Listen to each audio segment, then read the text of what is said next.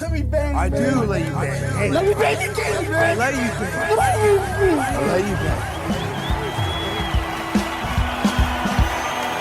Greetings, nerds and virgins. Go for Jesus. No forget Jesus, people. Hey, I'm not surprised, motherfuckers. Ladies and gentlemen, it is time once again for your favorite mixed martial arts podcast.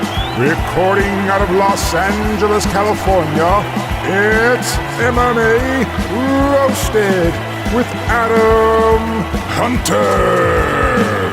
Who the fuck is that guy? Who the fuck is that? Action. What's up, people? It's me, Adam Hunter, having a bad hair day.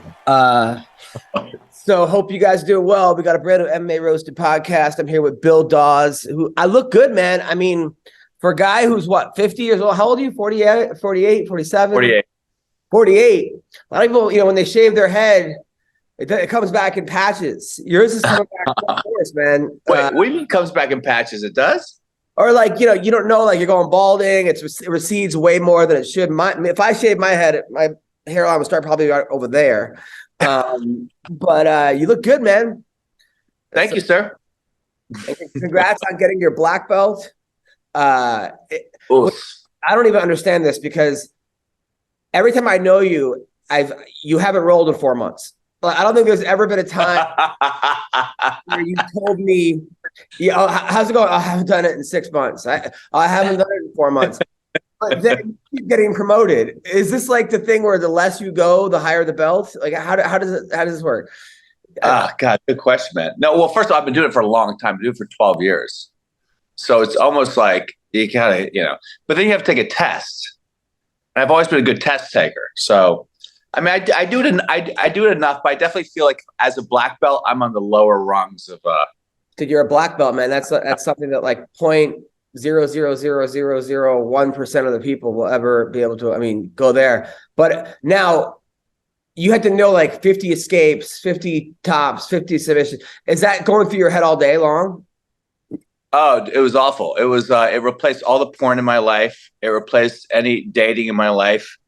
I've had to cancel gigs because it was 30 sweeps, 30 takedowns, 30 passing the guard, 30 arm locks, 30 chokes, 30 leg locks. So yeah. So we're gonna get back to an hour and a half test. Huh? Well, congrats on getting the black belt. Now here's a guy, one of the funniest people I know, one of the nicest people I know. Complete badass. No, not behind you. You, Chris Curtis. No. I want to make sure my buddy Brad is in the picture. Oh, here he is. Who is that? Brad Riddell? No, that's my buddy Brad Tavares. Yes. I gotta make sure he's in the picture with me. The captain of your team. I constantly put him in like his picture and random things that I do. Brad's always in my photos. I find it hilarious. I think he thinks it's weird, but I find it hilarious. So I had all these questions, which I wanted to get to you, Chris, because I've been watching your stuff and so impressed by you. But then today you're trending again on Twitter. Your name popped up. So you got to talk about the judge, Doug Crosby. Doug Crosby, who is known as the worst judge in the history of MMA, came to your gym to give you a speech on judging. What? And you walked out on him? Is that what happened? It was the most like nonsensical bullshit like I ever heard. I want to give him props for like trying to come in and like, be a bridge and explain it, but like you are not the guy for this. Like it was rough, man. Like I actually just like, I just had to walk away from the conversation. I'm like I'm like, it's one of those conversations where you feel more confused after the conversation. I learned less in this than I knew like when it started. It was just like, all right. Whose idea? Was this the UFC's idea?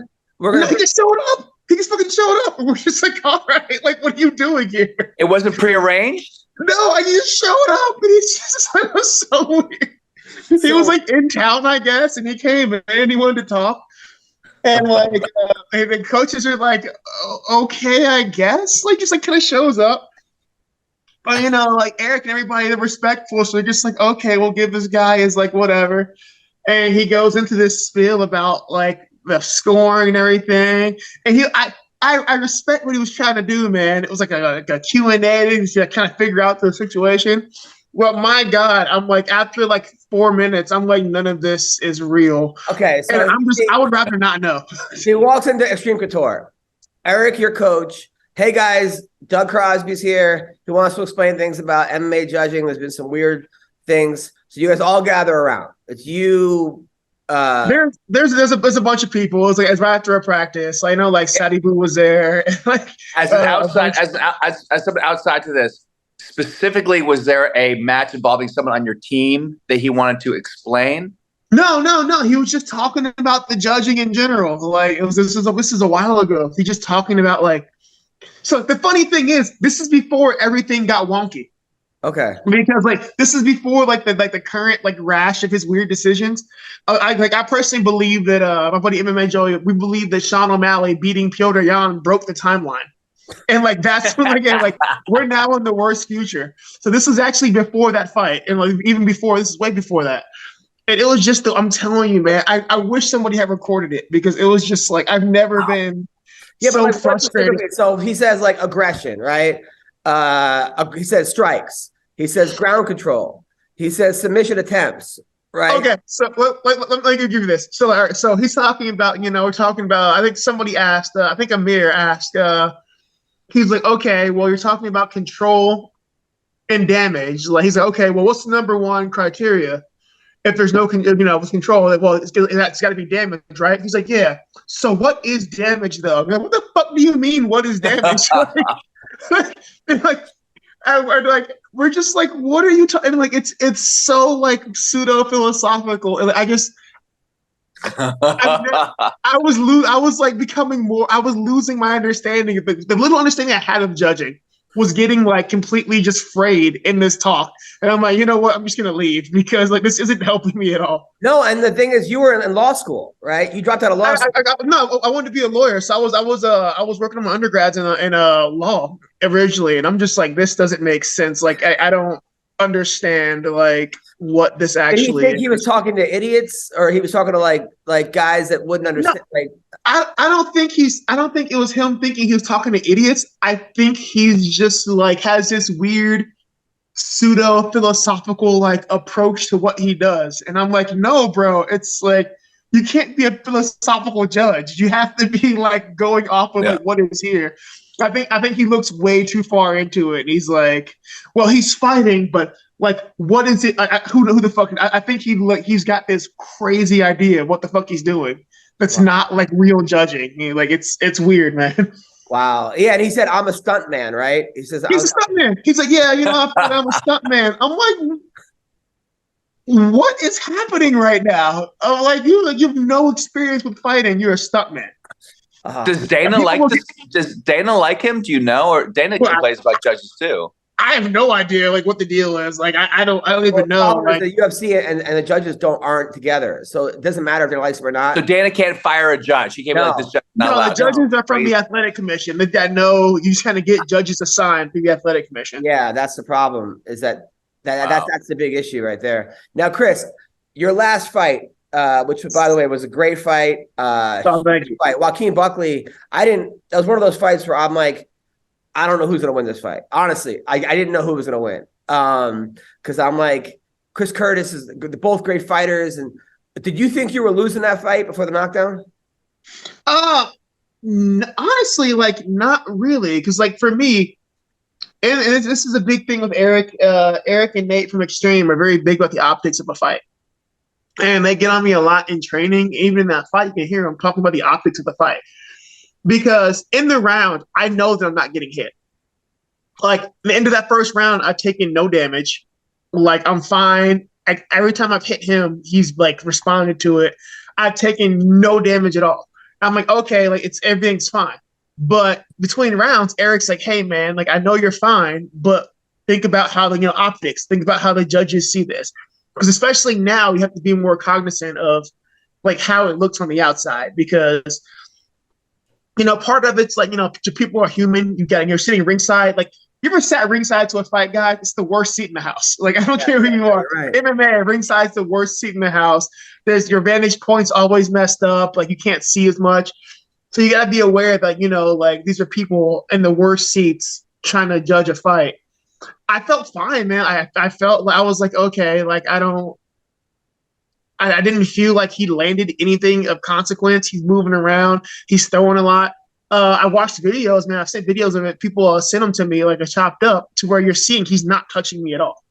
Like, so, but at the same time, you got to be careful like how it looks on the outside, plus like crowd reactions and commentary. But I thought I was fine. Like, I was completely unconcerned. I hadn't taken damage. I landed the stuff I wanted to. Like, I felt good about it. Because the commentators were like, "Oh, Chris needs to get going." They were. I wouldn't say they were hating on you, but they were. It seemed like Buckley was winning, based on. I laughed because Joe Rogan and I have a weird relationship to where, in my first fight with Phil Hawes, he's like, Curtis can't. He's get some respect. He's got to do something. The moment he said that, I knocked him out. In this fight, he's like, Curtis can't just stand here. I knocked him out. So, like, I have a weird relationship with Joe Rogan.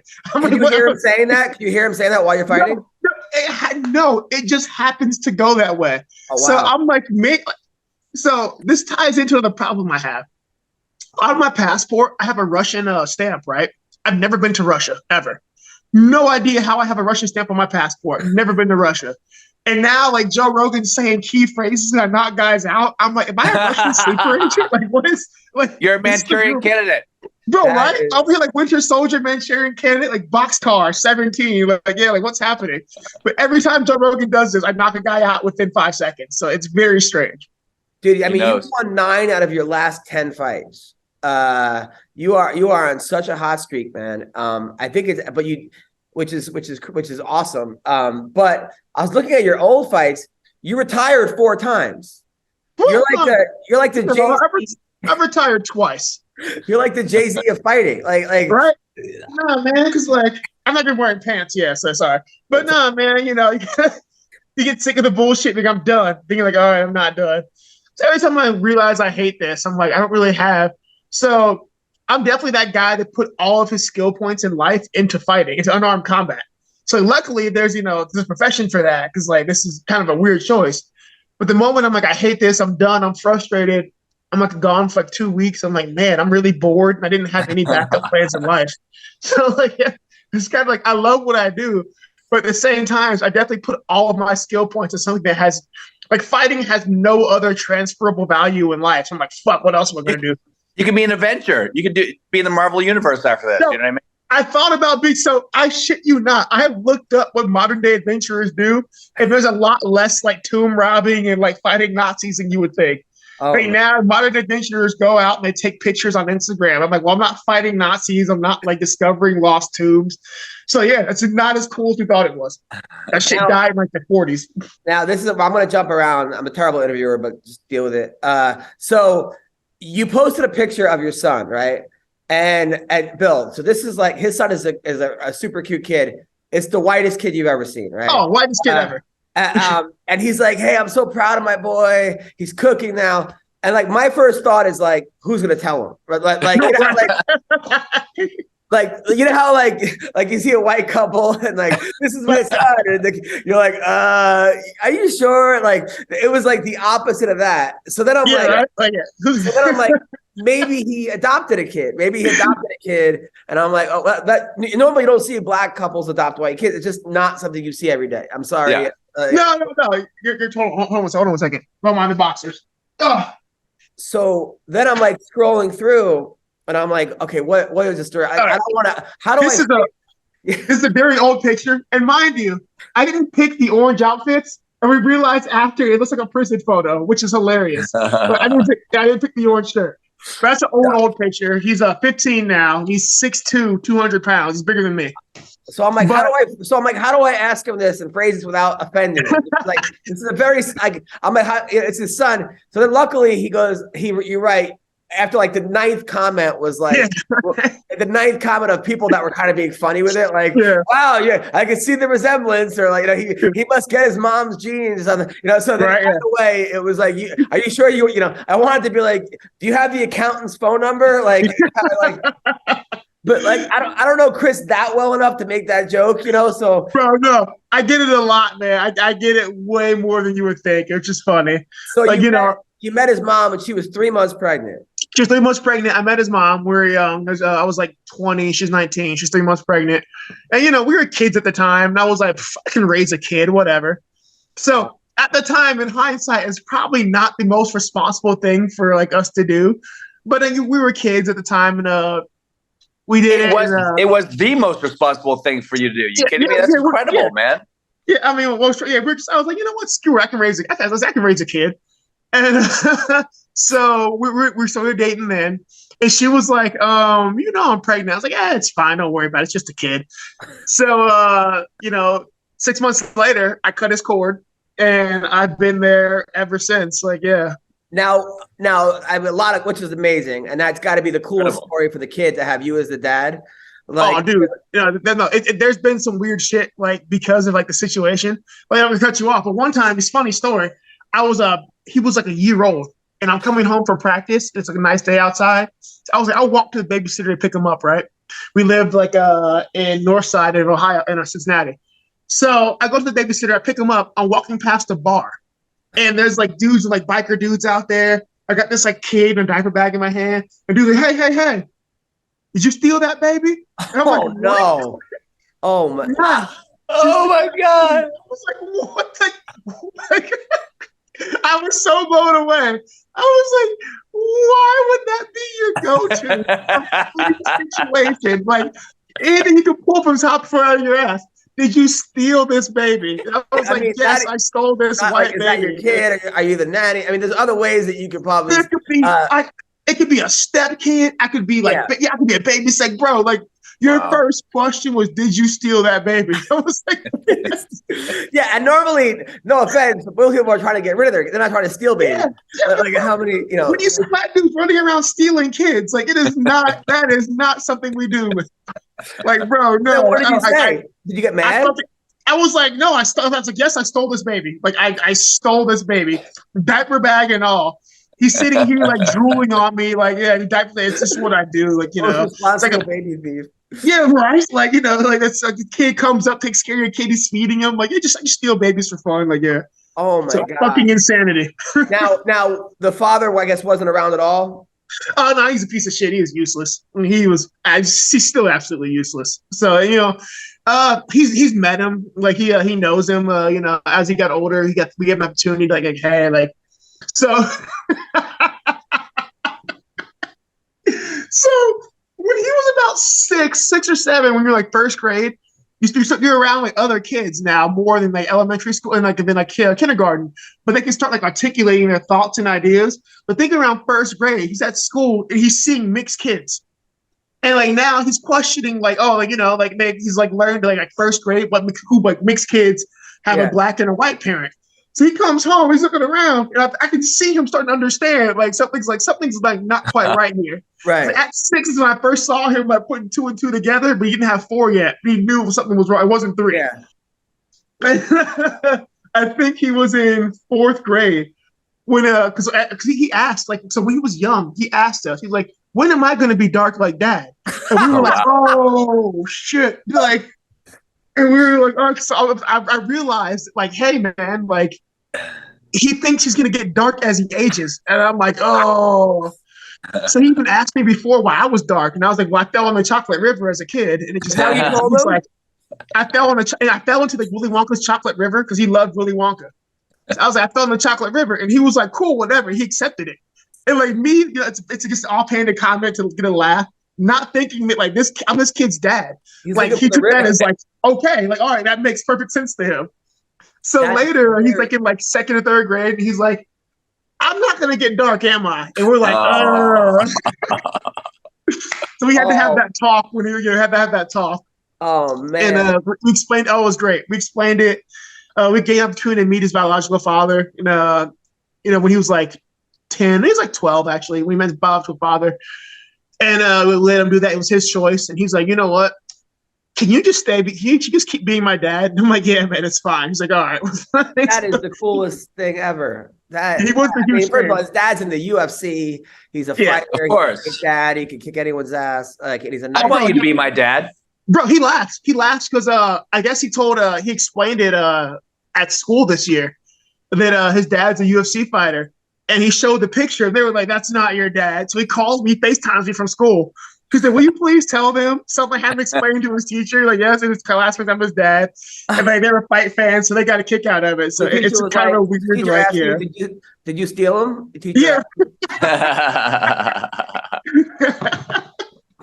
That's so funny with kids. My daughter, there's a comic who's a little person, and Nick, Bill. Yeah, Nick. The first time my daughter saw him, she just stared, and she's like, and she looked at me, and she's like, after he left, Daddy, why is he on a baby's body? And I was like, I didn't know how to. I'm like, well, people come in all different sizes and shapes, and that's just the way. Try to say it as. Is the baby's body? That's a good way to ask the question. Yeah, I mean, well articulated for her. Like, I see the baby's body. Like, no, one time, like, she didn't want to wear black pants. I'm like, Violet, black is beautiful. Like, your friend Ozell, she's black and she's beautiful. She goes, no, she's not. She's brown. And I was like, oh man, like, good point. Dude, they will catch you off guard in like the weirdest ways. You're just like, And I had to realize like a while ago that you got to be careful of what you say, because like they take that to heart and they're just like, okay, well that's law then. Yeah, so, yeah. No, I can't believe he told him he fell in a chocolate river. That is the funniest. I totally thought it was just like a throwaway line, and I didn't realize for years he's going around like, well, like it's just chocolate. Dad's from the chocolate river. So I look back on that, I was like, bro, like. He's well adjusted, but I'm like, what things are like laying in there dormant that he hasn't like outgrown yet? I'm like, oh man, if I ever have any more kids, I gotta be really careful because I dodged some bullets. Oh my god! And then I read that, dude. Chris is such a good guy. He's that his neighbor. Now this is funny. So he's got an Italian neighbor, an old woman who leaves ribs on his door for him. Now ribs and lasagna. Oh, and lasagna. I know, but the ribs now. Is that a little offensive that you come home to ribs, or like with the ribs that good, where you were like, know what? First of all, if you leave me ribs, I'm never going to be offended. So like, there are some stereotypes that are absolutely true, and that happens to be one of them. Like, so I'll never be offended by that, like ever. But she also left me lasagna, so I'm like, you know what? It evens out. It's fine. Good. But yeah, it's great. I have an apartment grandma, and she follows fighting. Her kids follow fighting, and like it's funny because she's so into it. Like I come back. And she's like, "Oh, you did great. Well, I got ribs and lasagna. Like, it's absolutely wonderful." I'm just like, it's so strange to me. Like, this little old woman is like really into fighting. There's not like passively watching. She has like, her family have like fight nights. They watch. She knows fighters. I'm like, this is really strange. Like, you are not the target demographic, but I appreciate this. Is it because of you? She got into fighting because of you as her neighbor? Apparently, her son and his wife are into it, and she got into it too. And it's just something. And then like, and then like her son knew who I was, and it was she just stays into it. Like she's got favorite fighters. She knows like fight events. I'm like, this is really weird. I love it, but it is the strangest thing in the world to me. Now you got called out last week. A fighter actually called you out, which never happens. No, Buckley called me out. What? Buckley called me out, didn't he? Oh, Buckley called you out, but so did Alexachuk. How do you say? I'm not, bro. So when I was supposed to fight Dricus du Plessis, I didn't know how to say his name for like 6 months, 7. I just learned to say his name like a month ago. So I'm not even gonna try to pronounce this guy's name until like I actually get a real one. I'm the I don't know, was it Mikal, whatever? Yeah, I don't know. But yeah, that was interesting. Didn't on TV. I was like, I've reached the point to where at first I was like, oh, that's cool. I've reached the point to be called out on TV. Then I'm like, wait, do you think I suck? Is that what it is? So I've lost sleep over that. I'm like trying to like go back and forth on it. I'm like, now I don't really know if I like you anymore. I don't know. Well, it seems like everybody who who underestimates you. Now, we have Philip Hawes coming on the podcast in a little bit. He's calling in from Thailand. He's a guy that you beat. Now, did you train with him? Ooh, Hawes? Yeah. No, I've trained with Buckley. I've never met Hawes. I've never met Hawes until we fought. Did Buckley get the best of you in practice? Is that why he thought you were going to be easy? Yeah, I guess I think he did really well in practice. The thing is, though, I'm not somebody that likes to spar hard. Like, he likes to go balls out. Like, Strickland's, my boy Strickland always yells at me about, like, going light, like going easy in sparring. But I've got, what, 40 pro fights? If you add all my other shit together, probably I've, like, had 100 matches by this point. Like, I don't need to go balls out every time in sparring. Like, I was, like, coming off of an injury, trying to get ready for a fight. You know, I like Buckley, but I don't really know him that well. So, like, I'm not trying to get into, like, a death battle with a guy and, like, have one of us get hurt. So I'm a nice dude in training, like, but don't think that I can't hurt you. Like, I'm someone who, like, and Sean always yells at me because, like, I'll take more damage than I have to in sparring because I'm not trying to kill a guy. And, like, Strickland's trying to kill things in sparring, but I'll end up taking in sparring more damage than I need to because I'm not there to win sparring. I'm there to work on things, and even more so than that, like, when you spar, there's supposed to be, like, an understanding between good sparring partners. Like, I'm looking out for you, you're looking out for me. And, like, I'm just one of those people to where it's never – a round of sparring is never worth risking somebody getting hurt to me. It's just not. Like, no, it's stupid. Nobody gets paid. Like, no, it's not worth it. So I'm a very nice, calm guy in sparring. Does Strickland fight better in sparring than he does in his fights? He's just a murderer in sparring. I wish, like, I want to figure that out. I think in a fight he becomes too focused on being perfect. Like, he'll flow a lot better in sparring. I think in a fight he's just too worried about doing everything perfect, and he's like, you know, it's like like once he gets that middle ground in, he'll be just the biggest fucking problem ever. But I think in fights he's too worried about being perfect. He looks like his last fight. He looked like he was just kind of coasting. I just felt like he never watched like another gear. It felt like he was calm. He was trying. So once again, he was doing everything right. He's like calm, touching, going. But like from a technical standpoint, he looked like he was doing things right. But like he was too focused on being perfect there. He thought he was ahead. He didn't push. He was just like trying to fight the perfect fight. I think sometimes that happens with him. He's just like so obsessed with like having everything be like perfect that it works to his detriment. Because I think Sean's like otherwise. Do you worry about him otherwise? Because it seems like he's a maniac. I don't know. Oh God, he's just a crazy person. And I've since realized at this point, like, you know, like as long as he doesn't like, oh God, like, dude, I'm telling you, like he's the biggest source of like stress in like my fighting life. Because like we're years ago, we're at the gym one day, we get a call like, hey, Sean's in the hospital, he got hit by a car on his bike and like he's gonna lose a leg. And we're like, what? Like, why? And like, you know, you get a message from him like, oh yeah, I was gonna fight to a guy, I pulled over the guy, I road rage it. I was trying to give him a car on his car and fight. And I'm like, why are you this way, Sean? Like, you can take him anywhere. He will find somebody to fight with. Like, it doesn't matter where. It's just he's just the most abrasive, good dude. Sean's a really good dude. Like, people don't believe it, but like he's like a brother. He's a really, really good guy. But he's also the single most abrasive human being you'll ever meet in your entire life. Like, if you don't have thick skin, he's gonna start cutting deep really quickly. You gotta have thick skin with Sean. Were you there when Jake Shields fought Mike Jackson? No, I found out about that late. I wish I had been there. Like, I didn't go to the PI that day, unfortunately, but like I saw the videos. But I like talked to Jake yesterday, like, what is going on? And like, you know, it's just give some backstory because some people don't. I know. I mean, I'm buddies with Jake, but I'm a little bit. I don't know all the backstory. So this guy was calling Jake a Nazi on Twitter. Is that basically the genesis? Apparently, he's been calling Jake a Nazi on Twitter for a long time, and they've gone back and forth.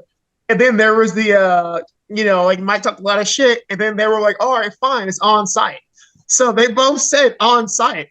So I'm like, why? Like, what's the problem? If we're arguing and we're both like, fine, it's on site, what does that mean to you? Like, yeah, like, bro, like we're like there's no discussion. Like we're gonna like wait, when we see each other, we're gonna settle this. So apparently, like, he didn't know what on site, maybe he's no on site mean, but like I was like, I'm not mad. I'm like, bro, you did this. Like it's like that's the equivalent to slapping you with a glove. like, like the challenge is on, like the next move is go. I can't be mad. I'm like, bro. I know both those guys. I don't. Jake is not a Nazi. No, I know them both. Jake is fucking great. Like, I wish, like, it's so shitty because, like, Jake, because people have different beliefs than you or like values doesn't mean they're fucking Nazis or fucking fascists or communists, whatever. Like, people throw that shit around way too much. Like, politically, Jake and I have very different leaning. I'm like more like center left. He's definitely more right.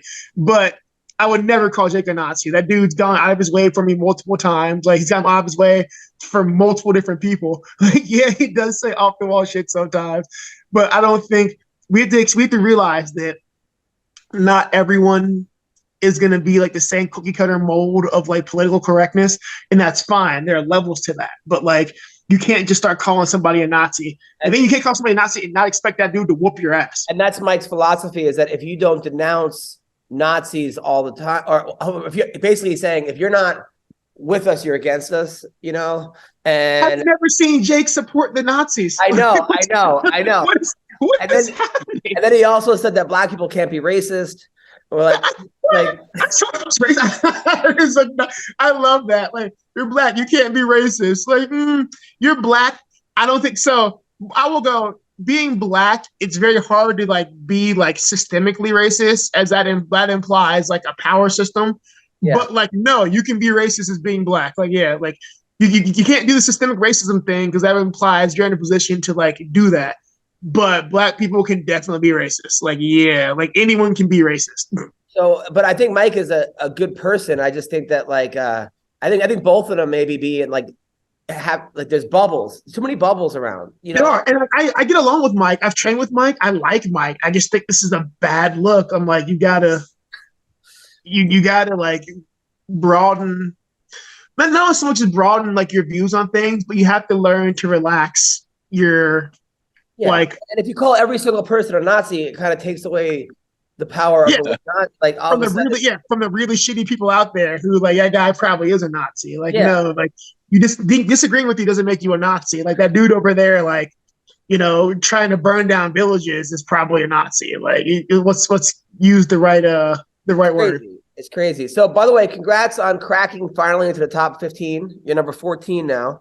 Yeah, we're 15, 14, 15 again. Now we're back up to 14. It's also Pat Barry's favorite number. I'm sorry. I had to. I'm sorry. It was a joke.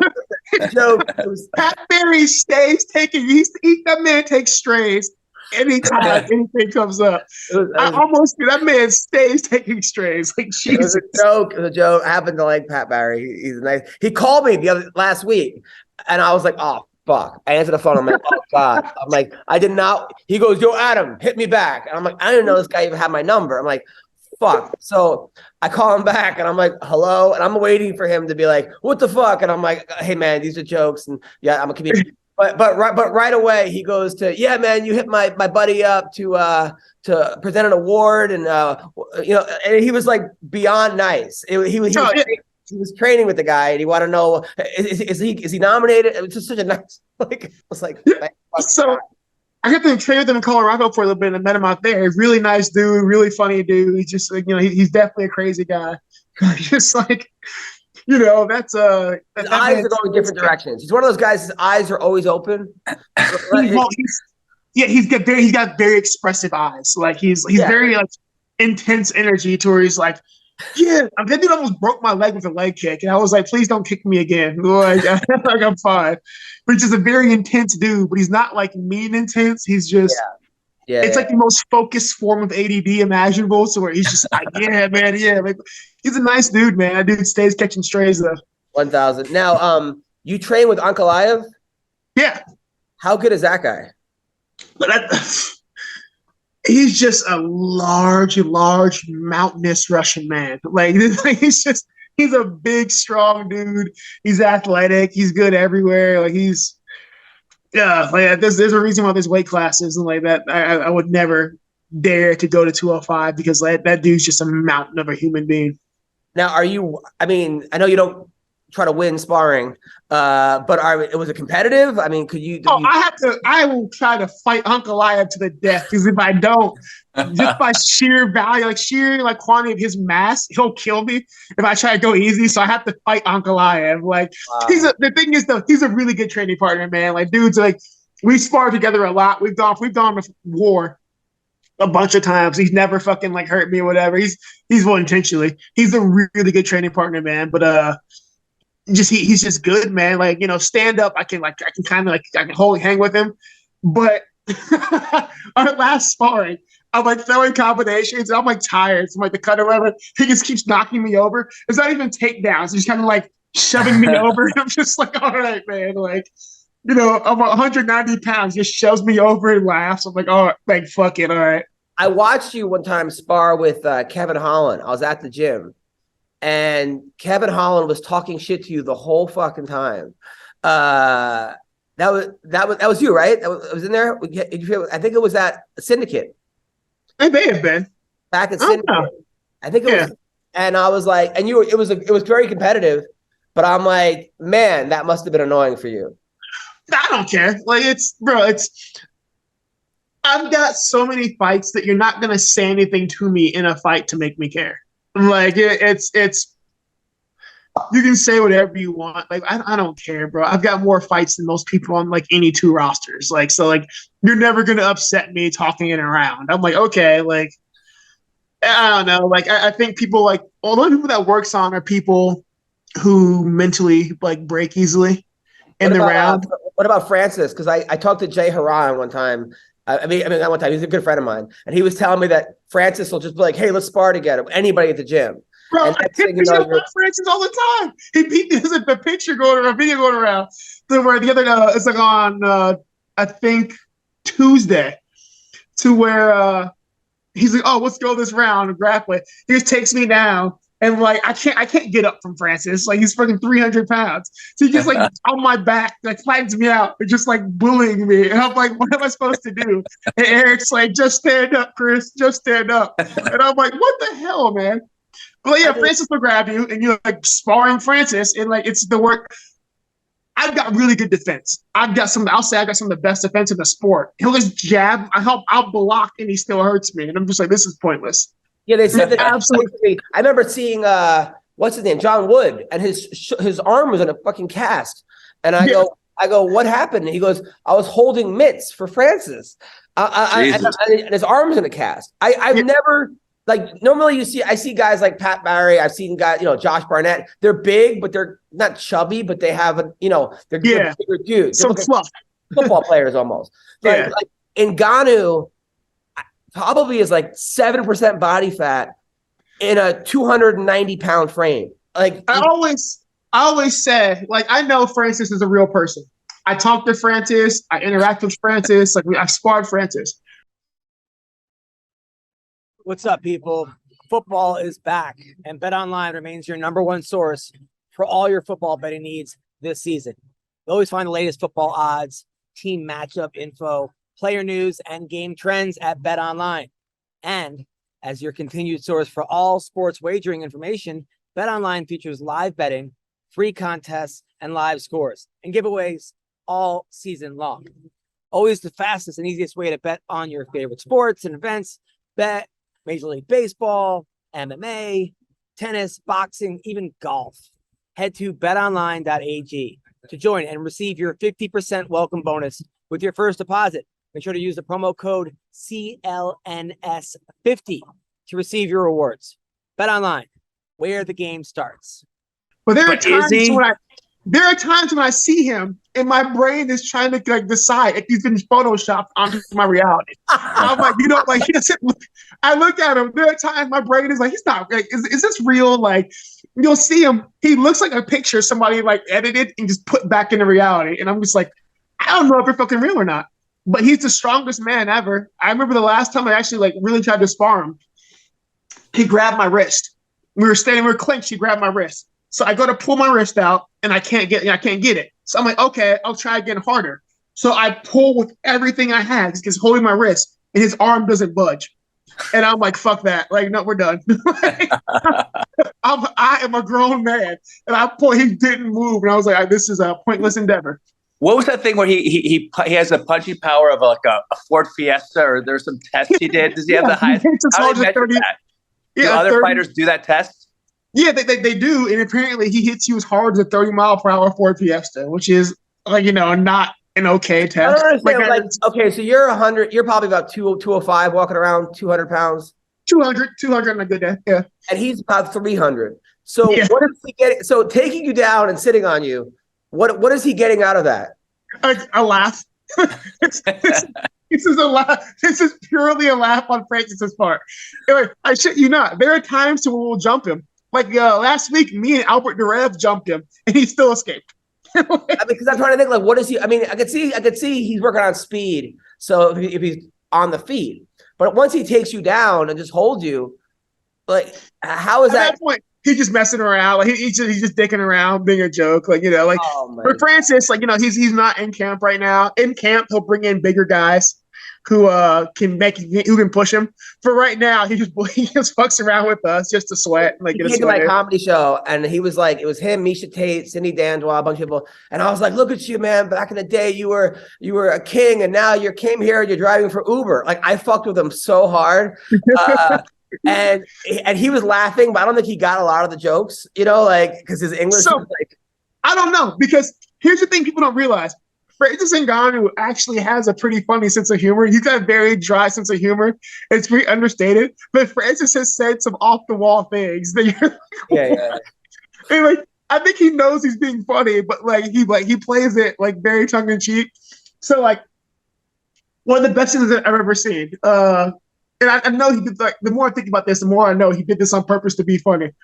But 2 years ago, I had a buddy, Sean Lally, came out. Guy fought on Contenders. He was out in Vegas. He was like extreme. He's like, hey man, you think I go to spar around with Francis on sparring day? I was like, yeah, man, go ask. He's like, yeah, sure. I was like, hey Francis, this guy, Sean's a welterweight, wants to spar you. And Francis is like, yeah, sure. So Sean's got his gloves on. As the round begins, Francis comes up, looks him dead in the eye, puts his hand on top of his hands, and goes, do not be afraid. And I was like, bro, what the fuck? You saw Sean's an Army, was an Army Ranger, and you see him kind of like, what's happening right now? And I absolutely died. And Stone Francis is straight face, just he's a bit more of a troll than you think he is, but he's very understated with his humor. When I saw him at the fight, he goes, "You come here." I'm like, "Oh, fuck." Oh no! And then he goes, "You sit with me rest of the show." He was, and then I had to go. I'm like, "Yo, I got to do a comedy show." So I gave Jay Haran the ticket, and thank God. He was. No, Francis he's fun people, man. He's a really good dude. He's way funnier than people give him credit for. Is he injured now? I think he's coming off. I think he's trying to get off of the list. I'm not sure where his recovery is, but he did a surgery after the Gone fight. Uh-huh. Well, him versus John Jones. What happens in this fight? Assuming John Jones doesn't come out and try to stomp on Francis's repaired knees. I don't really exactly what's going to happen. You know that. Yeah. That's the only thing that concerns me. But my God, so here's the thing. John Jones can get hit. He's been touched up a bunch in fights. DC touched him up. Stipe touched, not Stipe, but Gustafsson touched him up. Santos touched him up. Dominic Reyes touched him up. So it's not like he's this defensive master, defensive master. He's not going to get hit. What happens when Francis hits people, they die. You don't go to sleep. You don't fall down. You stop living. He separates you from your mortal coil. So I don't see John Jones not getting hit for 5 rounds. And there are fights people say Francis is going to lose. That he okay, but when I touch you, you die, and that wins. So I can't see him staying alive for 5 rounds. I can't. Got it. I mean, I can't wait to watch that fight because it's just when is it? When's that? Is it set? Supposedly going to be in March. And that's a big asterisk, man. I don't. John Jones, I would love to see John Jones come back, but I have no I'm not gonna hold my breath on John Jones ever coming back. I don't think it'll actually happen. I would love for it to happen, but I think I just don't see it happening. Now, did you put your hat in to fight Jake Paul, or am I imagining this? No. So not me. I was never like what I just didn't care. I thought it was just like a joke. But a boxer I know who trains with Jake Paul, like professional boxer, really good. Like he's been a champion. So I was talking to him this week actually on Monday, I think, about Jake Paul, because I was like, okay, you gotta fill me in. Like, is this a joke? Is he like trolling us all? Is this like really just like orchestrated marketing to whatever? He's like, no, man. He's like, Jake actually trains his ass off. And he's like, he's not the best guy in the world, but he works his ass off and he's getting better quickly. Like, he's like dedicated to it. So initially I had like my reservations against Jake Paul. I was never really concerned. I thought it was kind of just like a fucking YouTube thing. But, he's telling me like that the dude's actually working his ass off and he gets better and he's getting better quickly. So I don't really hate Jake Paul as much as I thought I did, because, I heard from somebody that, I take value in their word, that like the dude's working his ass off and, he's becoming a threat. So I just want to sit back and see like where he goes. I haven't told him, like, if he's next time, you guys are sparring, let me know. I want to do some rounds with him just so I can see like where you are at. Cause I'm like, what you see on TV is always, it's just not the same. I want to see where you are in person. So Chris, I want to get some rounds in with him. Chris, was the person who told you this someone who works for Jake Paul, is getting paid by Jake Paul? Because me and Adam work for comics sometimes that aren't that great, but we're like, no, they're awesome. Trust me, they're getting better. We're writing their jokes. That's a sparring partner, but on this one, I'll take it. I'll take him on his word for it, because like I respect him and I know he's got skills, and just the way he broke it down, I was like, okay, it sounds pretty legit. So now, I was at Syndicate one time and I was watching the pro. Mike Pyle was holding pads, so I wouldn't say training, but he invited me to watch the pro sparring, and Tom Hardy was there and holding his own against pro fighters. Like, I mean, he had a big headgear. No one else had this huge fucking giant headgear on, but he was doing well. I mean, you would not have known this was Tom Hardy until somebody told me that was Tom. Like, he looked like one of the guys at the gym. Have you ever trained with him, with Tom Hardy?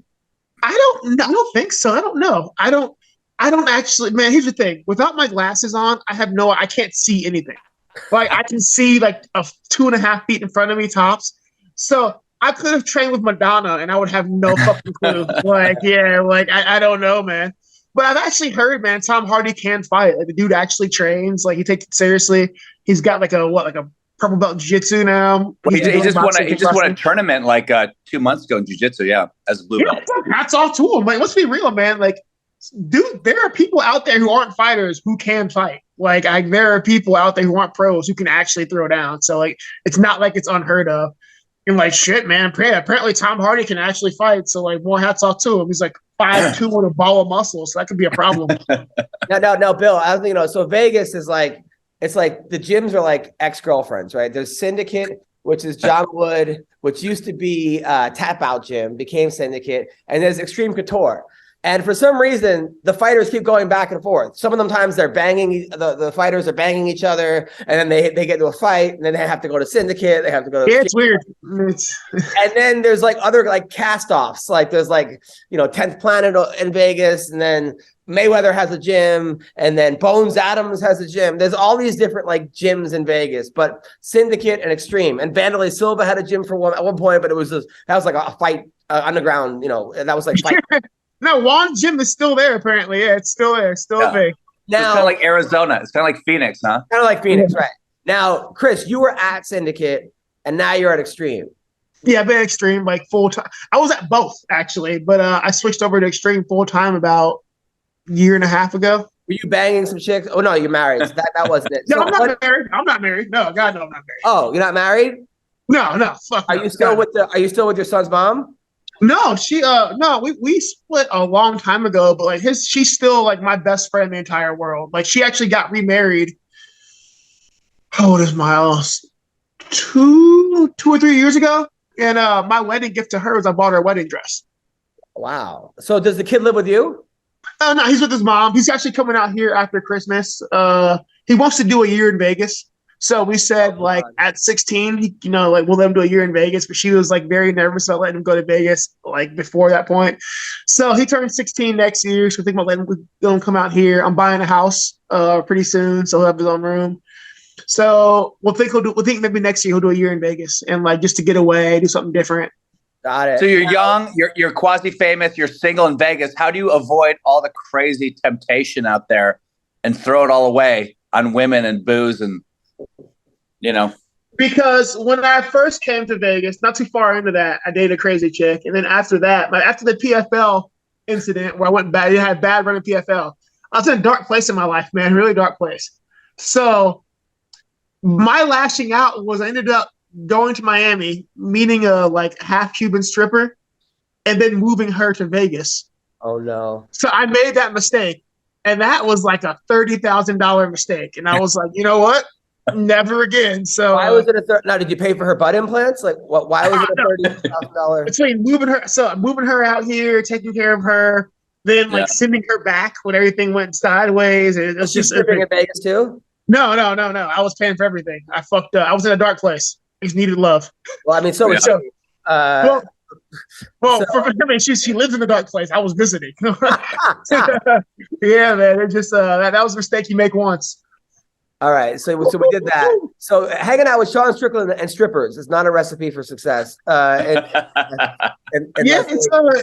cost you. It adds up pretty fast. So now you're single, and are you on Bumble or Tinder? Or are you? No, I'm seeing somebody. I'm good. It's I'm not married. I'm seeing somebody, but I'm pretty low key, man. Like for me.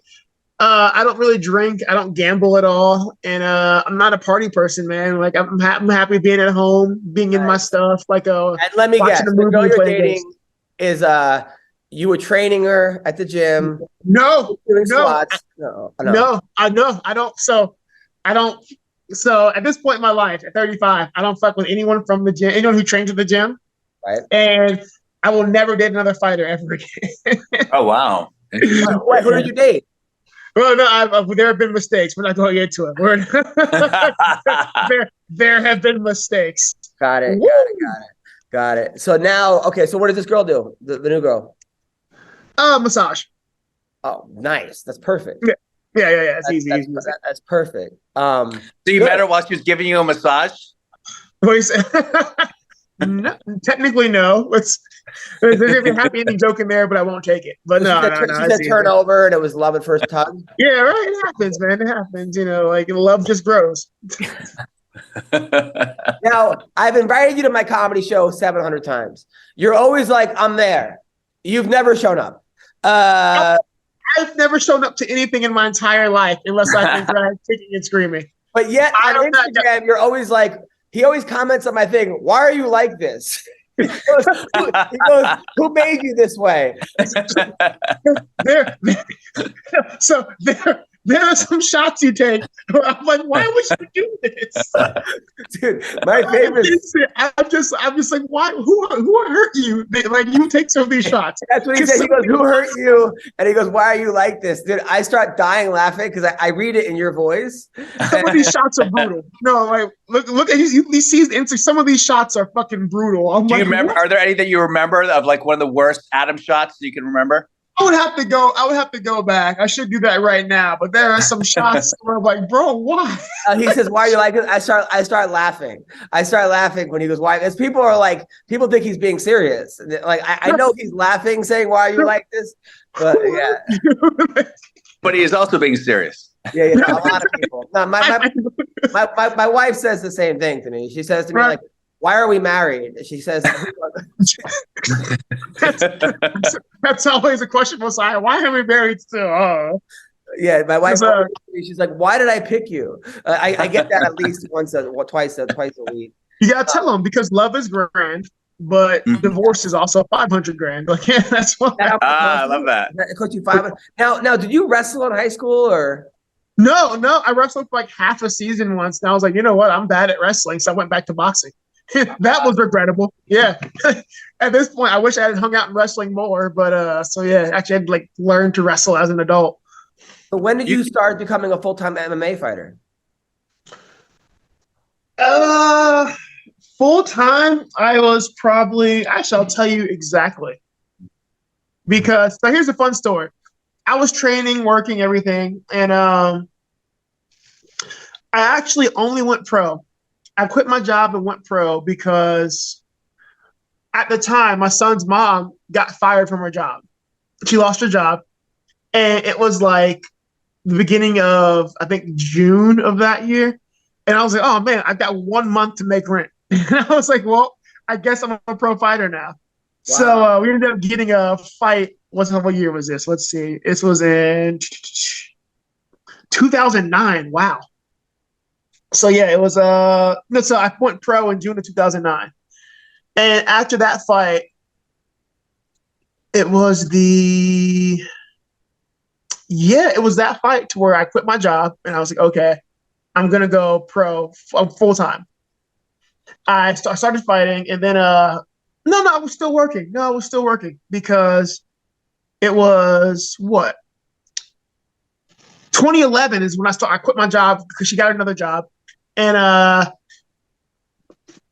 she said, hey, man, we talked about it with my schedule because I was in school and I was fighting. And I was like, I don't think I want to go to school anymore. I think I want to just like fight full time and do this. So I'm trying to figure out how to make a better schedule so I could train more. And she's like, quit your job. I'll pay the bills. She sat me down. She said, like, if you believe you can do this and this is what you want to do and, you're going to see it through. She's like, quit your job. I can pay the bills. Like, go do this. Go attack it head on. So she was the first person that actually gave me the ability to train full time. She took, the responsibilities of a household on her shoulders and she ran with it. And she's just like, go do this. Like, if you're going to do it. What was she doing for work? She was a waitress. Wow. So we paid our bills on a waitress salary. And when she did it, I would get up, I'd be at the gym, at the time. So we couldn't even afford a babysitter because we had to cut back. So I would take our son, he's like a baby, 2 years old, 8 o'clock in the morning, we're on a bus. I didn't have a car at the time. We're on a bus going to the gym. And I'll be at my gym from 9 a.m. to, 7 p.m., hop on the bus, a 2-hour ride home. And we did that for years. But she kind of gave me the ability to train full time, which is why people were like, what do you do at the gym for 15 hours? We slept there, we ate there. Because, I couldn't, I was burning bus money going back and forth. And then it's like an hour and a half ride there. So, I slept there. Like, he slept there. We ate our meals there. I would be in for morning classes. I'd play with him there, for a few hours, whatever. We'd go back to evening classes and team practice. And I would be there all day. We'd come home, and that was it. So that was rough, man. But how do you not lose? Because I think a lot of people in different situations can relate. But how do you not lose faith when you're right in there? And is it just like, where do you get that belief in yourself? Is it from your upbringing? Is it from like a good book that you read? Like, is it just you're that much? Because I was no, literally, I was an angry teenager. So I was an angry, angsty teenager. So I never got over, like, every time somebody was like, you suck, or every bad thing never happened to me. I don't have the ability to forget. So I just kind of like internalize it, which is why I'll probably die at like 45 from a brain aneurysm. Like, I'm pretty sure like it can't be healthy. I'm right there. I'm right there. My wife literally told me that today. She's like, you carry on this anger, because people doubting you. You always want to prove them wrong. Well, look what you've done with it. It'll kill you soon, but look what you've done with it. Right. There's all these people that live a long time, but they never accomplish shit. Because right. Look at Queen Elizabeth. What the fuck did she do? She just waved like this for nothing, 80 years? Yeah, I'd rather burn twice as bright, twice as fast. Yeah, but that's why everybody's like giving shit. Like, oh, how could you buy your son's mom, blah, blah, blah, a wedding dress? I was like, because she's one of two people who could have asked anything in the world for me, and I would never say no. Wow. Like, my son's mom, and I was actually engaged once, my ex-fiance, and like she did not end on good terms. I promise you that. And she'll probably never speak to me again, ever. But if she were ever to come and ask me for anything, I would do it in a heartbeat, because she's another woman who like really helped me and supported me. And like, I was making money in fighting, but I wasn't really making shit. and it was hard. And she helped support me. She was always my fiance was my road dog, man. Like I don't know how many times she drove 14 hours to a fight with me while I was like dying from weight cut in the car. And she was there. She's another one of those people who, like, she asked me for anything in the world, I would immediately give it to her, because even though she never would, because she's one of the two women in my life who, like, without them, I would never be where I am right now. Were your parents? Are your parents around? Were they good parents? Yeah, my mom. I get along with my mom great. My father wasn't really around. My mom's has a master's in nursing. My father's a doctor. My upbringing was fine. Like, I never had a tragic story. My mom's always when you got to law school to become a fighter, were they like, are you out of your fucking mind? I told my mom, like, hey, I don't want to go to school anymore. I want to be a fighter. She was like, I spent so much money on your education. Like, her first thing was, I spent so much money on your education. And she's like, just get your undergrads. I was like, no, I'm just gonna go do it now. She's like, please, just get like an undergrad and I'll be happy. And I was like, I'm gonna go fight full time.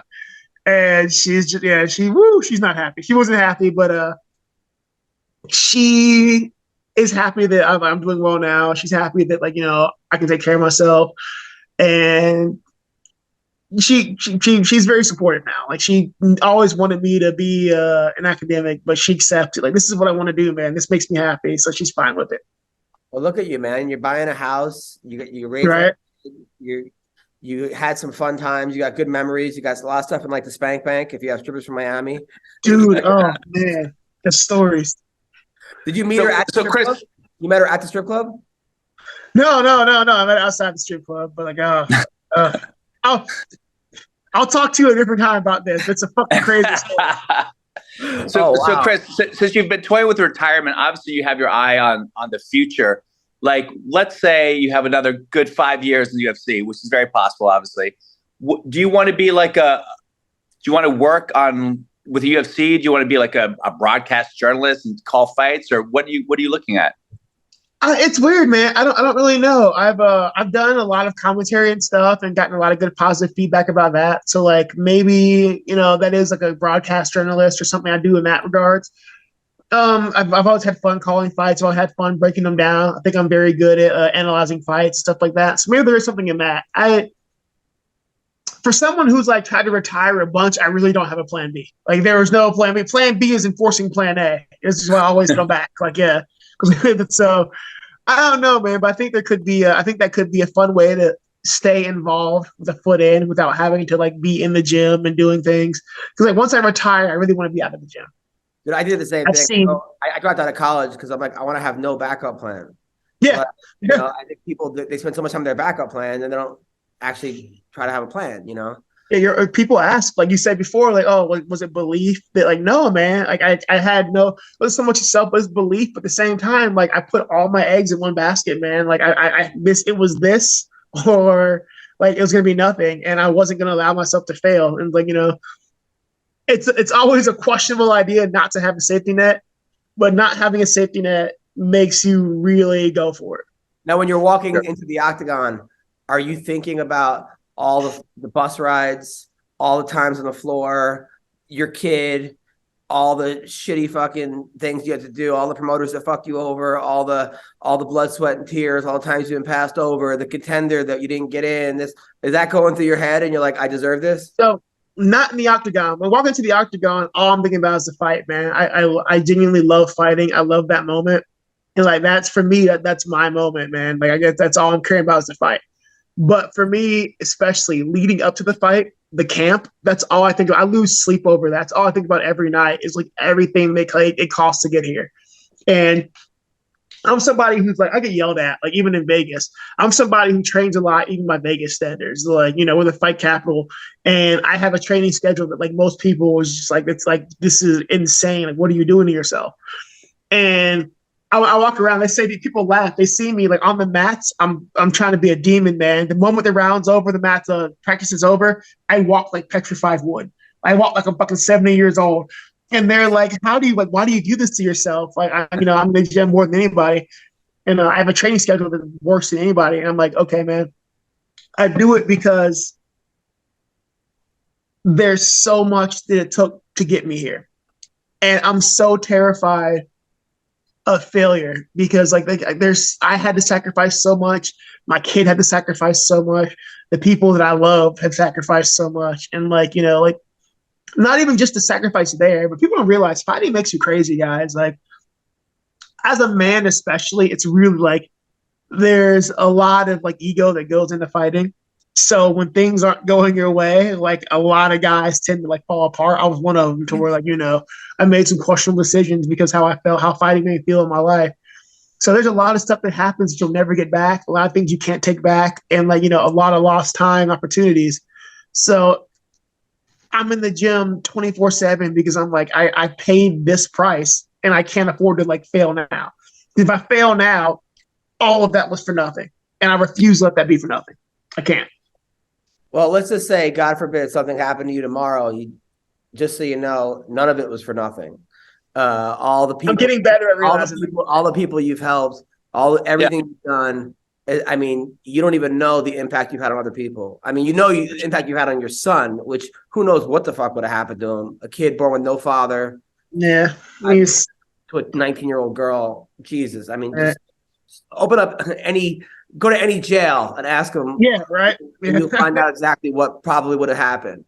But then all the kids you've inspired, all the classes you probably taught, all the people looking up to you, your family, your mom, You're going to make them cry. You're going to make them cry. No, it's crazy, man. Like he's right though. Like I get it's funny, man. I get so many messages on like Instagram and Twitter from people saying like, "Hey, man, you inspired me to not give up. Inspired me to keep going." I get a lot of messages from people. It's funny. I get messages from people like, "Hey, man, like, you don't know me, but do you have time to talk when we're going through things?" I always answer those. I'm like, "Yeah, man, like, like, talk to me." It's so weird because like people will reach out and just like, "Hey, man, like, I'm going through some things. Like, can I just talk to you?" And I'm like, "Yeah, man, fucking talk away. Like, what's off?" Like, and I'll always make time for that. And it's just cool to see that, like, even if you don't like specifically reach out to one person, people can see you as somebody they can reach a hand out to for help. And like that's a really cool feeling for me. Yeah. That's amazing. It's crazy. I can get them all the time. And I'll sit there and like, well, I'll have conversations like, bro, like get it off your chest. Like I'll do what I can. Dude, that's amazing. Cause most people would just keep that on red or just block them or ignore it. No, you never know, man. Like one of my biggest regrets in life is like not being there for people when they needed me. And now those people aren't here. And I'll never you can't go back and change the past. And like those people they're gone. Like, you've always wondered like if you could have made a difference or like had you answered the phone or had you been available, would like things be different? So now I never want to have to ask myself, like, could I have made a difference? And like, maybe the timing's inconvenient. I'm like, okay, fine, whatever. Like, unless I'm on my way to a fucking like emergency room with a gunshot wound, I can probably make time. Like, yeah. I just love the idea of I get your number and I call you, "Hey, Chris, I'm on this date right now, and this girl, she's being really weird. Just everything." I'm that guy. Like, bro, like I am the ultimate bro. I will get you through this. Like, all right. Oh my God. Hey, guy, there's a crazy guy attacking me on a motorcycle. He looks like Sean Strickland. I was wondering if you could talk to him for me. Well, listen, thank you, Chris. I know it took up your time. I'm glad to be here. No, never that. Best. Can't wait for your next fight. Can't wait to hang out with you. Hopefully you'll come to a show one time. You're the man. And best of luck with everything, brother. I appreciate you, man. Thank you, guys. Thank you very much. It was a fun time. Take care. Later. All right. That was Chris Curtis. Don't you feel like fighters are such better people than comics? Dude, I think terrorists are better people than fucking. Do you know any comics who, I adopted this child. I was a father to this child who had no money when 19. No, it's hey, could you lend me money for this abortion? I'm trying to fuck this chick. She's 3 months pregnant. You know where they'll perform a surgery at 9 months? Yeah, no, it's what a great guy. I mean, geez. And like that's the thing, man. Like I don't know. A lot of times during the UFC telecast, you don't want to make it to a Lifetime movie, but I do sometimes. Sometimes they just say some weird stuff, like they go like he lost custody to his kid, like you're like wait, what? But they don't tell you like for example the kid Journey Newsom. who fought last week. You know, I had him on the show. He went to 15 different like orphanages or whatever, the group homes. Yeah. And his mom was a crackhead and his father was a boxer and couldn't take care of him. He had 4 siblings and now he's in the UFC fighting. You know what I'm saying? Like, yeah. I kind of and I tweeted it out, but I kind of wish that, like, to me, that I would root for him now. You know, 100%. there's so many things and people are like, huh? Like we get it on the podcast that we had that one guy on, his name, the guy who gained 100 pounds, but basically learned how to fight because he was at a wedding. And I remember, and the guy's like, "You're fat. You should do jiu-jitsu." And then next thing I know, he's under a tree training. And Yeah. now he's in the UFC. You know what I'm saying? Like shit like that. You're like, it can't be that hard. Like they need to have somebody to interview these people that go, "Hey man, like this might be a cool thing to talk about." Like, Absolutely. but they don't. For some reason they do. Kind of like American Idol have the you know to play the music. They're walking to the home. I would be more invested, or even if like the girl who's a stripper, has a book out called The Stripper Bible. You know, Yeah. You know what? That's a great idea. They could just do like short little like 2-3 minute promos per fighter about their personal life that like someone, you know, but as opposed to them just standing there with the music playing where they go, "I'm going to punch him in the face a lot," you know? They kind of did that back in the old UFCs a little bit. Like at least they went to they did like these home footage of the guy chopping wood with his truck and like living in a trailer. It was like, "I'm a degree black belt," but at least it was like funny because the guy had a stupid mustache and you know like. But I don't know. Like I told Dana that I literally told Dana that I go, "Look, man, the Ultimate Fighter is what kind of saved your company," which he knows that, and it's because. If you would have just put that last fight, Stephan Bonner versus Forrest Griffin on TV, no one would have gave a fuck if it was just a standalone fight. Yeah. But it was the 12 weeks that you got to actually see these idiots in a thing, and then you're like, "Oh shit, that's the guy who has a kid, and that's the guy who's the baby mama, and that's the person who's from a broken home, and this is the plumber, and that's the guy who's that's my gardener." You know what I'm saying? Like, and you're like, "Oh fuck," you identify with that guy, and then you're like, "Oh, I want to see how he does." 100%. But now they put the Ultimate Fighter now on ESPN Plus. You have to be a diehard to watch it. No one has Spike TV is not even a thing anymore. Yeah. I just think that you're going to be kind of, you know, the guys from Dagestan, you're going to have a hard time finding things you can relate to. like he grew up in his country, but even that, there's people literally told me that like he's from Iraq. A guy from Iraq told me his whole village was fucking burned to the ground. Yeah, crazy. I don't know. I mean, to me, it would make sense, especially with some of the girls. Holy fuck! I mean, you know, a girl like Jessie Jess who comes from an abusive relationship, and you're just like, fuck, and this happened and that happened, and you're like, you're rooting for this person, you know? Of course, yeah. I mean, I don't know why they don't. You know, not everything has to be like that, but especially with this dude, Sam Alvey adopted like 3 black kids or something, and has like 9 kids now, and his wife was an American Next Top Model, was like top 3, and she was coaching them, and they lived in like Nebraska, Tennessee. It's fucking crazy, this dude's story, you know? But instead, you're fucking dumb guy smiling on the way to the thing. You're like, who cares? You know? Yeah. Every once in a while, they'll kind of go, like they went into Michael Chandler and his whole adoption and all that stuff. Yeah, when the guy's fighting for the title, they do that, but that's already too late. You know, like what you got to do it when on the prelims, when nobody gives a fuck. I mean, that's when you actually will give a fuck about the guy. In my opinion, I mean, look, they're at the apex. They're fighting in front of 7 people. No one gives a fuck. It's 2 PM. Like, give me something that I could like.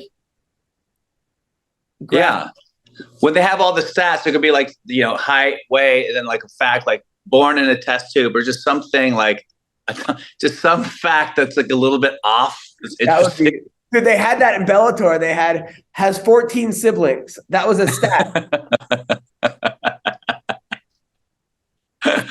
like what? Like that was on the thing, and you're like, I think I laughed for like an hour when I saw like 14. Like, what does that mean? The parents fuck a lot? Like, Yeah. it probably wasn't the same mom, but same dad. It was the same mom, obviously. Or maybe it wasn't. Who knows? Like, give me something. There was no backstory to that. That's fucking funny. But no, they'll allude to it. They'll go, "Oh yeah, he comes from a very diverse, dysfunctional background." And you're like, "What?" Yeah. I know they should do that. They should. That's what I would do if I was in charge. But then I would get too carried away with it and be like, Yeah. I You would make everything funny. I put their OnlyFans account on the bottom. Their latest tweets. Yeah. Yeah, I would be like, is a dog walker, that was the best though. Even with Mayhem, who, by the way, I talk to him once a week. He's doing much better in the jail. Oh yeah. What the fuck? Is he still in Mexico? No, he's in jail. He's been in jail for like 2 years, but when I talk to him in jail, he's the only guy I know who sounds great in jail. Most people sound great when they're not in jail. He sounds like they got him on the right medication. They got him on the right. He's not distracted. He's reading lots of books. I guess he's training the kickboxers out in the yard. He's in Chino Penitentiary. Yeah. Is he getting out anytime soon at all? In May. I think May. But he's teaching a kickboxing class. And he says he has transgender cheerleaders. And then they gave him a dog. He's training a dog. He's happy about that. He tried to get I guess the jail has a fire department. You can become a fireman in jail. And then I think you'd be good at starting the fires, but you get like time served and a half, I guess, or if you become a fireman. But he didn't make the fire team. No. I wonder why. But that's good that he's doing well, man. I thought about him the other day, man. Like he was such a funny guy. He's so smart. Dude, when he calls, I tell him about every single fight. I just try to like create some kind of normalcy for him. You know what I'm saying? Like we don't get that deep and shit, but I tell him all about Dana White's slapboxing competition league and Jake Paul beating Anderson Silva, like anything ridiculous. So it's like he fucking just dies. He starts dying laughing. He has that like manic fucking laugh. Yeah. But then when it's like, dude, you think about like all that kid was on top of the fucking world. I remember going to his birthday party. There was about 75 Asian women dancing and him in the middle of them. And the dude was like on top of the and he had a new car that the UFC bought him from the Ultimate Fighter, and he was fighting Bisping coming up, and he was going to be he was a coach on the Ultimate Fighter, and he beat Sakuraba in like a minute, and you're just like, Bully Beatdown was it what year, season 4 or whatever it was, and like Kevin James was like in his corner. Mm-hmm. It was just like, fuck, dude. But I mean, look, that's what he's alive. He probably shouldn't be alive based on like statistic wise and how he was living. And he's beating the odds in that regard. So maybe he's just better in prison. Maybe when he comes out, it's just too much, man. Maybe he's gonna come out and it's like, what? I don't know. Man, I think that I don't know, man. It's hard. It's hard because he's so smart and charming and funny. So it's hard to not get like, you really want to help the guy. Yeah. But then, I remember somebody telling me that like they went up behind him to like scare him one time, like, "Hey, what's up? It's me." And then he looked back and they just saw the scariest eyes. Like they said that they couldn't sleep for like 2 months or something. like they were like, he just looked and like, that's a scary motherfucker. Like, Yeah. But he does shit that's like fucking hilarious, man. Like when he missed weight by 27 pounds in Italy, and then he stepped on the scale and then got off and then took off his boxers and went back on the scale, like as if that was going to. And then they kicked him out, but he said he had a G-string under that, like he was going to keep going. He was like fucking carrot top of weigh-ins, like he was just going to have all these props. He was like one of those like Russian things that you just keep fucking. Oh shit. Anyway, Bill, what do you got coming up? What do I got coming up? Just at the Laugh Factory this week and Friday, and do the Christmas shows for the homeless people. Nice. And then, God, work wise, man, I don't have any headline gigs for a month or two. So, got it. I will be in Rochester, New York, December 28th, 29th at the Carlson Comedy Club, and then in first week of January, I'm at the Off the Hook Comedy Club in Florida, and then Edmonton, Canada, January 12th to the 15th. So thank you to Chris Curtis. Thank you, man. And take care, Bill. You're the best. Hey, buddy. Bye.